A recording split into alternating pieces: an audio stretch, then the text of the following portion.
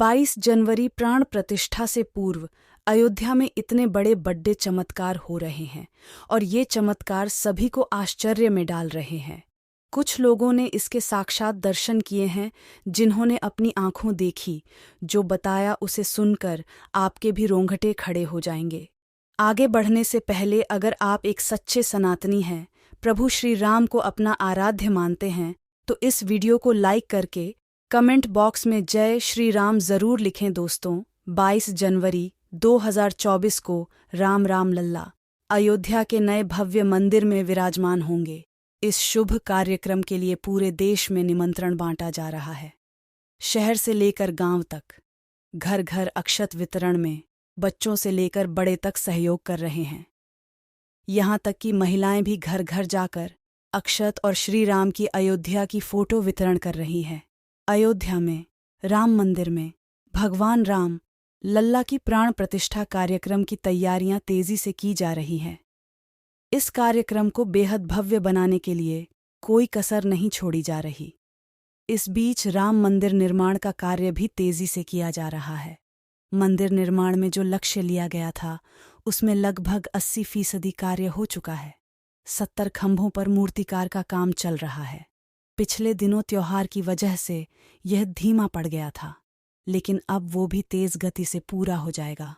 निर्माण कार्य जल्द से जल्द पूरा करने के लिए सभी मजदूर रात दिन मेहनत कर रहे हैं। लेकिन 10 जनवरी की रात कुछ ऐसा चमत्कार हुआ जिसे देखकर सभी मजदूरों के होश उड़ गए। जब रात्रि के समय सब मजदूर अपना काम निपटाकर तंबू में सो रहे थे, उसी समय अचानक से उन्हें वहां कुछ हलचल महसूस हुई। सुरेश नाम के एक मजदूर ने जब तंबू से बाहर झांक कर देखा, तो उसे राम मंदिर के परिसर में कुछ अजीब सी पीली चमकती हुई चीज दिखाई दी। उसने अपने साथियों को जगाना चाहा, लेकिन कोई भी उसके साथ नहीं आया। जब हिम्मत करके सुरेश जब राम मंदिर परिसर में पहुंचा, तो वहां का नजारा बहुत चौंकाने वाला था, क्योंकि वहां पर उसे एक बहुत ही दिव्य चमत्कारिक विमान दिखाई दिया, जिसका आकार मोर के समान था, जो दिखने में काफी सुंदर और तेज से परिपूर्ण था, जो कि राम मंदिर परिसर में पिछले क्षेत्र में उतर रहा था। लेकिन उस विमान को नियंत्रित कौन कर रहा था, यह समझ नहीं आ रहा था, क्योंकि उस विमान में इतना तेज था कि सामान्य आंखों से नहीं देखा जा सकता था। लेकिन समझ में कुछ ऐसा आ रहा था मानो स्वयं साक्षात भगवान राम पुष्पक विमान के माध्यम से अयोध्या में उतर रहे हैं। सुरेश ने यह चमत्कार अपनी आंखों से देखा, लेकिन अचानक से ही वह बेहोश हो गया, क्योंकि वह उसके तेज को कुछ सहन नहीं कर पा रहा था। सुरेश जब सुबह उठा तो वह उसी स्थान पर मौजूद था और उसके साथ ही मंदिर निर्माण कार्य पूरा करने के लिए जा रहे थे। उसने सभी को रोककर रात्रि की सच्चाई बताई, लेकिन सभी उसकी हंसी उड़ा रहे थे। लेकिन सुरेश मन ही मन समझ चुका था कि प्रभु श्री राम अयोध्या आ चुके हैं। यह उसके लिए सौभाग्य था कि उसे इतना सुंदर दृश्य देखने को मिला, जहां शायद उसने साक्षात पुष्पक विमान के दर्शन किए थे, यानी कि प्राण प्रतिष्ठा से पहले अयोध्या में प्रकट हुआ साक्षात पुष्पक विमान। दोस्तों, देश के अलग अलग हिस्सों में कई बार अजीब सी आकृति के विमान देखे गए हैं, जिनका संबंध कई बार तो एलियन के साथ जोड़कर भी देखा जाता है। यानी कि अयोध्या में उस रात्रि को मोर की आकृति का विमान देखना वास्तव में प्रभु श्री राम का ही कोई संदेश हो सकता है। लेकिन क्या यह विमान सचमुच में पुष्पक विमान है? इसकी आखिर क्या गारंटी है? इसे समझने के लिए हमें पुष्पक विमान के रहस्य को अच्छे से जानना पड़ेगा। आगे हमारे YouTube चैनल HP मोटिवेशन पर आपको पुष्पक विमान का रहस्य बताएंगे, जिसे समझकर आपको यकीन होगा कि अयोध्या में पुष्पक विमान का प्रकट होना कलयुग का सबसे बड़ा चमत्कार है। रामायण पुष्पक विमान का जिक्र है, जो पहले कुबेर के पास था। इसके बाद रावण ने उसे अपने सौतेले भाई कुबेर से लंका समेत बलपूर्वक हथिया लिया था। फिर रावण इसी के जरिए कहीं भी आता जाता था। रावण को हराने के बाद यह विमान श्री राम के पास आ गया। वह जीत हासिल करने के बाद इसी विमान के कहीं जगह होते हुए अयोध्या पहुंचे थे। रावण ने इसी के जरिए पंचवटी आश्रम से सीता का हरण किया था और उन्हें उस पर बिठाकर लंका ले गया था। कहा जाता है कि पुष्पक विमान आज के विमान की तरह था। पुष्पक विमान के जरिए रावण हवाई मार्ग से सफर किया करता था। रावण को मौत के घाट उतारने के बाद उसी विमान के जरिए प्रभु श्री राम, माता सीता और लक्ष्मण लंका से अयोध्या लौटे थे।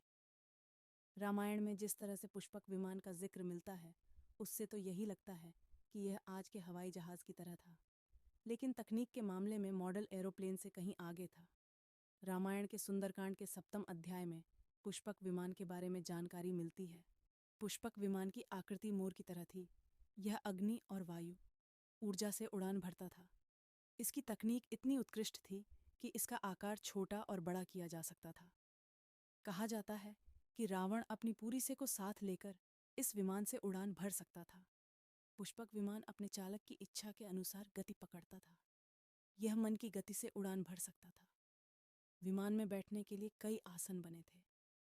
पौराणिक कथाओं के मुताबिक युद्ध के बाद भगवान श्री राम ने विमान का पूजन कर यह दिव्य विमान वापस कुबेर को सौंप दिया।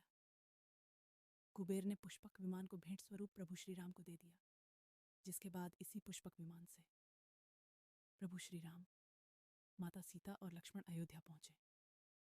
अब दोस्तों, कई हजारों सालों बाद एक बार फिर जब भव्य राम मंदिर का निर्माण हुआ है, तो प्रभु श्री राम अपने भाई लक्ष्मण और माँ का सीता के साथ एक बार फिर से अयोध्या धाम पहुंच रहे हैं, वह भी अपने इसी पुष्पक विमान पर, जिसका नजारा वहां के मजदूर अपनी आंखों से देख चुके हैं।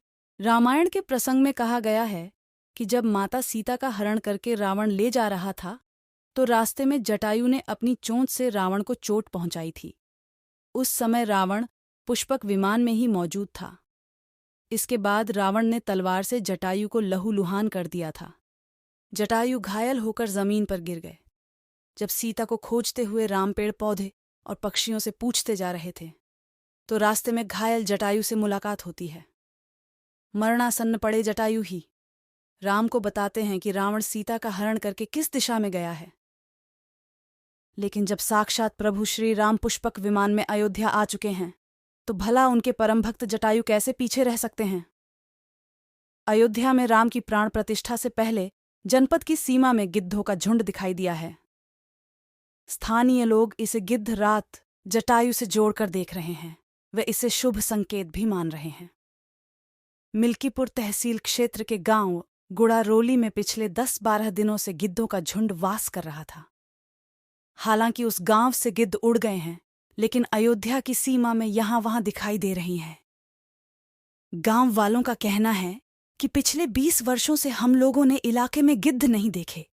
अब जब राम मंदिर बन रहा है, तो इस गांव में लगभग 50 की संख्या में गिद्ध आकाश में दिखाई दे रहे हैं। उनमें से 10-12 गिद्ध गांव में ही सेमल के पेड़ पर वास कर रहे थे। गिद्धों के देखने की घटना को ज्यादा लोग राम से जोड़कर देख रहे हैं और शुभ संकेत भी मान रहे हैं। 22 जनवरी को होने वाले प्राण प्रतिष्ठा के समारोह में देश के प्रधानमंत्री नरेंद्र मोदी ने देश विदेश की कई महान हस्तियों को निमंत्रण दिया है, लेकिन आपको जानकर हैरानी होगी, नेपाल में भी कुछ विशेष लोगों को समारोह में आने का निमंत्रण दिया गया है। इसके पीछे का रहस्य जानकर आपके भी होश उड़ जाएंगे, क्योंकि नेपाल को भगवान श्री राम का ससुराल कहा जाता है। क्योंकि नेपाल एक समय पर जनकपुर धाम था, जहाँ के राजा थे राजा जनक और उनकी पुत्री माँ सीता। वहीं पर भूमि में से प्रकट हुई थी जनकपुर धाम, जिसे मिथिला भी कहा जाता था। मिथिला संस्कृति में यह मान्यता है कि जब बेटी का गृह प्रवेश होता है, तो उसके मायके से तोहफा और अन्य सामग्री भिजवाई जाती है।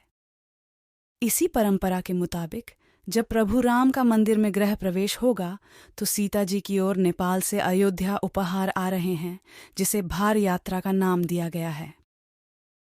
राम मंदिर की प्राण प्रतिष्ठा के लिए भगवान राम के ससुराल नेपाल के जनकपुर से कपड़े, फल और मेवा के साथ साथ उपहारों से सजे 11 सावथाल आने वाले हैं। इसमें आभूषण, बर्तन, कपड़े और मिठाइयों के अलावा भार भी आएगा, जिसमें 51 प्रकार की मिठाइयाँ, दही, मक्खन और चांदी के बर्तन शामिल होंगे। जनवरी को प्राण प्रतिष्ठा समारोह होने वाला है। इसके लिए श्री राम जन्मभूमि तीर्थ क्षेत्र ट्रस्ट की तरफ से भगवान राम की ससुराल नेपाल के कई गणमान्य लोगों को निमंत्रण पत्र भेजे गए हैं। दोस्तों, आज हम राम मंदिर को बनते हुए देख रहे हैं। यह हमारा सौभाग्य है। भव्य राम मंदिर के बनने में कई हजार कार सेवकों और राम भक्तों का बलिदान छुपा है। उस समय आक्रमणकारियों ने काशी मथुरा के साथ ही अयोध्या में भी लूटपाट की और पुजारियों की हत्या कर मूर्तियां तोड़ने का क्रम जारी रखा। लेकिन 14वीं सदी तक वे अयोध्या में राम मंदिर को तोड़ने में सफल नहीं हो पाए, क्योंकि हर बार राम मंदिर और अयोध्या की रक्षा करने के लिए आसपास के राजा मदद भेज देते थे। हजारों साधुओं ने भी मंदिर की रक्षा के लिए अपने प्राणों की आहुति दे दी। विभिन्न आक्रमण को झेलते हुए श्री राम की जन्मभूमि पर बना भव्य मंदिर 14वीं शताब्दी तक मचा रहा। कहते हैं कि सिकंदर लोदी के शासनकाल के दौरान यहाँ भव्य मंदिर मौजूद था। 14वीं शताब्दी में हिंदुस्तान पर मुगलों का अधिकार हो गया और उसके बाद ही राम जन्मभूमि एवं अयोध्या को नष्ट करने के लिए कई अभियान चलाए गए। 1527-28 में इस भव्य मंदिर को तोड़ दिया गया और उसकी जगह बाबरी ढांचा खड़ा किया गया। कहते हैं कि मुगल साम्राज्य के संस्थापक बाबर के सेनापति ने बिहार अभियान के समय अयोध्या में श्रीराम के जन्म स्थान पर स्थित प्राचीन और भव्य मंदिर को तोड़कर एक मस्जिद बनवाई थी। 19 जनवरी 1885 को हिंदू महंत रघुबर दास ने पहली बार इस मामले को फैजाबाद के न्यायाधीश पाए हरिकिशन के सामने रखा था। इस मामले में कहा गया था कि मस्जिद की जगह पर मंदिर बनवाना चाहिए, क्योंकि वह स्थान प्रभु श्री राम का जन्म स्थान है। वर्ष 1947 में भारत सरकार ने मुसलमानों को विवादित स्थल से दूर रहने के आदेश दिए और मस्जिद के मुख्य द्वार पर ताला लगा दिया गया, जबकि हिंदू श्रद्धालुओं को एक अलग जगह से प्रवेश दिया जाता रहा। लेकिन सन 1979 में एक ऐसा चमत्कार हुआ जिसे देखकर मुसलमानों की भी आंखें खुल गईं। यह रामलल्ला का बहुत बड़ा चमत्कार था कि मस्जिद के अंदर से अचानक ही रामलल्ला की मूर्ति प्रकट हो गई। कुछ कट्टरपंथियों का कहना था कि कुछ हिंदू दलों ने रात्रि के समय चुपके से यहां पर मूर्तियां रखी हैं। 1940 में भगवान राम की मूर्तियां मस्जिद में पाई गई। मुसलमानों ने इस पर विरोध व्यक्त किया और दोनों पक्षों ने अदालत में मुकदमा दायर कर दिया। सरकार ने इस स्थल को विवादित घोषित करके ताला लगा दिया। 30 अक्टूबर 1990 को हजारों राम भक्तों ने मुख्यमंत्री मुलायम सिंह यादव द्वारा खड़ी की गई अनेक बाधाओं को पार कर अयोध्या में प्रवेश किया और विवादित ढांचे के ऊपर भगवा ध्वज फहरा दिया। लेकिन 2 नवंबर 1990 को मुलायम सिंह यादव ने कारसेवकों पर गोली चलाने का आदेश दिया, जिसमें सैकड़ों राम भक्तों ने अपने जीवन की आहुतियां दी। सरयू तट राम भक्तों की लाशों से भर गया था। इस नृशंस हत्याकांड के बाद अप्रैल 1991 को उत्तर प्रदेश के तत्कालीन मुख्यमंत्री मुलायम सिंह यादव को इस्तीफा देना पड़ा। उस समय कोठारी बंधुओं के बलिदान की चर्चा खूब रही। दिसंबर 19 में को जब विवादित ढांचा गिराया गया, उस समय राज्य में कल्याण सिंह की सरकार थी। उस दिन सुबह करीब 10:30 बजे हजारों लाखों की संख्या में कार सेवक पहुंचने लगे। दोपहर में 12 बजे के करीब कार सेवकों का एक बड़ा जत्था मस्जिद की दीवार पर चढ़ने लगता है। लाखों की भीड़ दास को संभालना सभी के लिए मुश्किल हो गया। दोपहर के 3:40 पर पहला गुंबद भीड़ ने तोड़ दिया और फिर 5 बजने में, जब 5 मिनट का वक्त बाकी था, तब तक पूरे का पूरा विवादित ढांचा जमींदोज हो चुका था। भीड़ ने उसी जगह पूजा अर्चना की और रामशिला की स्थापना कर दी। मुख्यमंत्री कल्याण सिंह का साफ आदेश था कि कारसेवकों पर गोली नहीं चलेगी। इस महान कल्याण सिंह जी को हम शाश्वत प्रणाम करते हैं। दोस्तों, राम मंदिर को बंटा हुआ देखना सौभाग्य है, लेकिन जब भी हम इसके पीछे हजारों हिंदुओं का बलिदान देखते हैं तो हमारी आंखें नम हो जाती हैं। इस पूरी वीडियो को देखने के बाद आक्रमणकारियों के लिए आपके क्या विचार है, इसे कमेंट बॉक्स में जरूर बताइएगा। हमारे महान शहीदों के लिए आपकी श्रद्धांजलि नीचे कमेंट बॉक्स में जरूर दीजिएगा। कोई भी बात अच्छी लगी हो तो लाइक जरूर करें और हमेशा ऐसे सत्य चमत्कारी घटनाएं देखने के लिए हमारे HP मोटिवेशन YouTube चैनल को सब्सक्राइब जरूर करें।